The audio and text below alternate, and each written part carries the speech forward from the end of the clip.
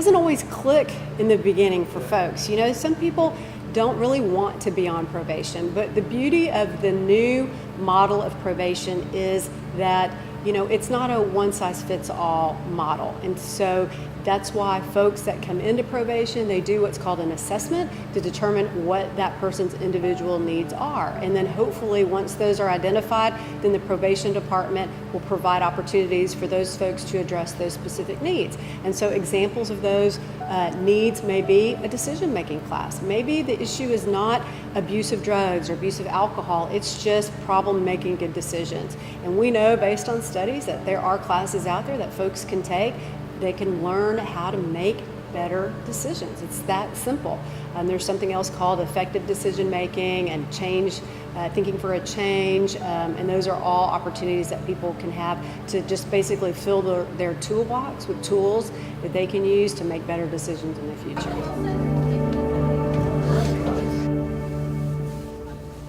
If we can treat people individually, it will help. What's most important, though, is that they help us help them. And that means being honest on these assessments. They're not hard to fake. Let's not kid ourselves.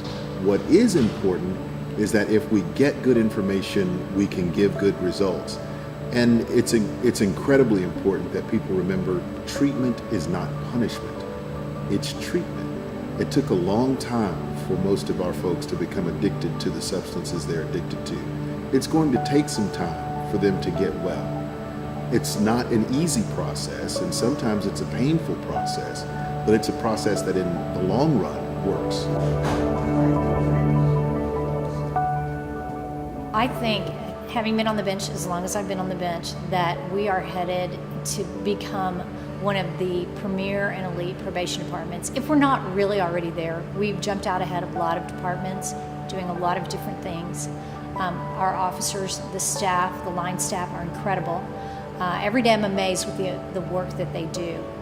But especially starting with the assessments and having an individual assessment that is done very quickly is so important, because that people can't succeed if it's not one size fits all in probation. And so we have to look at the core reason of what put a person in the situation they're in that unfortunately put them in the criminal justice system. You can't treat every case the same. We have to have a hands-on approach where we look at the person and where they've come from and see how to figure out how to get to the root of the problem and help them figure it out. Help them learn to take accountability for what put them in that situation, to forgive themselves. Treatment can work. We have tried locking people up over and over again. And what we end up with are very experienced drug addicts and alcoholics who still need help, who still need what our system can offer if it's done right.